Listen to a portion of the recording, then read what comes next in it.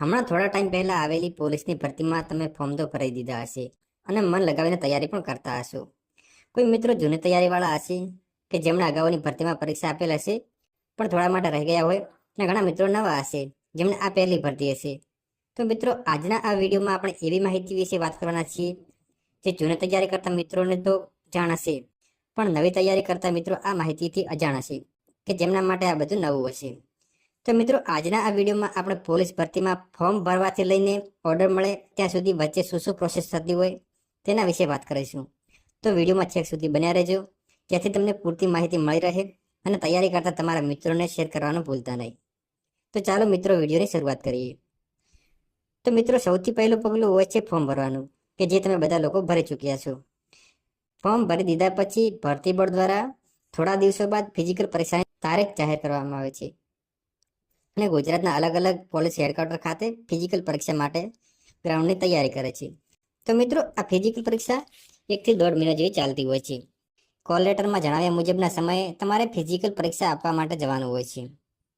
જ્યારે તમે તમારા ટાઈમ મુજબ ત્યાં આગળ જશો એટલે સૌથી પહેલાં તમારું કોલ લેટર ચેક કરવામાં આવશે અને ત્યારબાદ તમને અંદર જવા માટે એન્ટ્રી આપવામાં આવશે. કમ્પાઉન્ડમાં એન્ટર થશો એટલે તમને ચેસ્ટ નંબર આપવામાં આવે છે, જેને તમારે છાતી પર બાંધવાના હોય છે.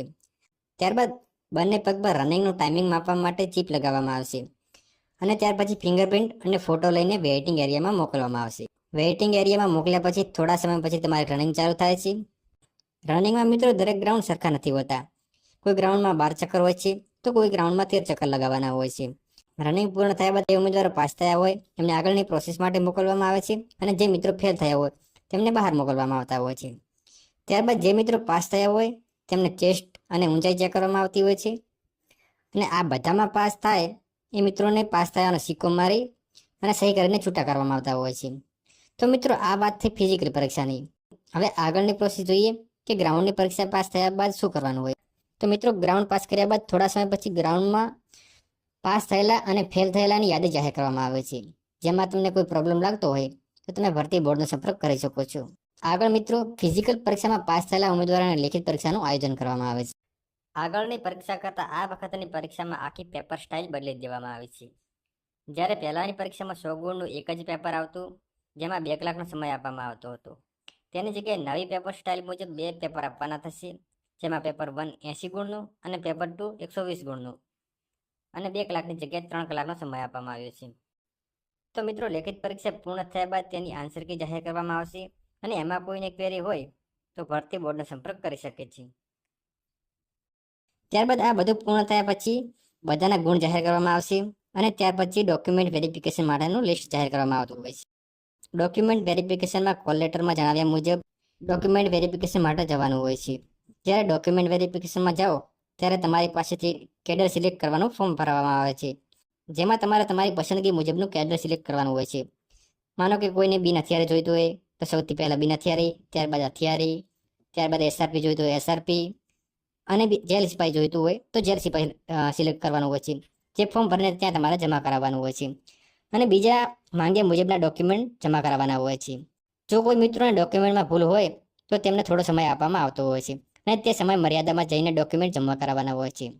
ડોક્યુમેન્ટ વેરિફિકેશન થઈ ગયા બાદ થોડા સમય પછી તમારા સિલેક્ટ કરેલા કેડર મુજબ મેરિટ યાદી જાહેર કરવામાં આવતી હોય છે, જેમાં તમારું સિલેક્શન કઈ કેડરમાં થયું છે તે જોઈ શકાય છે. મેરિટ યાદી જાહેર થયાના થોડા સમય પછી જિલ્લા ફાળવણી કરવામાં આવતી હોય છે, જેમાં પોતાને કયા જિલ્લામાં પોસ્ટિંગ મળ્યું છે તે જાણી શકાય છે.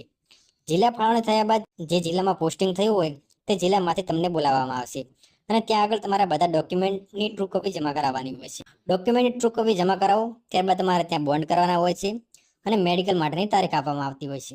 મેડિકલની તારીખ આપેલી હોય તે તારીખે જઈ અને તમારે તમારા જિલ્લાની અંદર, એટલે કે જ્યાં પોસ્ટિંગ થયું હોય તે જિલ્લાની સરકારી હોસ્પિટલમાં જઈને મેડિકલ કરાવવાનું હોય છે અને મેડિકલ પાસ કરી અને જે સર્ટી આપવામાં આવતી હોય છે તે પાછી તમારે ત્યાં જઈને જમા કરાવવાની હોય છે.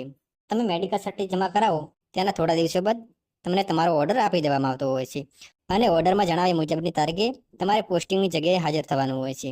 તો મિત્રો, આ હતી ફોર્મ ભરવાથી લઈને પોસ્ટિંગ સુધીની સફર, જે માહિતીને મેં તમારા સુધી પહોંચાડવાની કોશિશ કરી છે.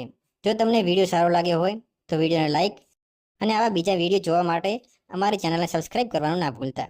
તો જય હિન્દ મિત્રો, ફરી મળશે એક નવા વિડીયોમાં.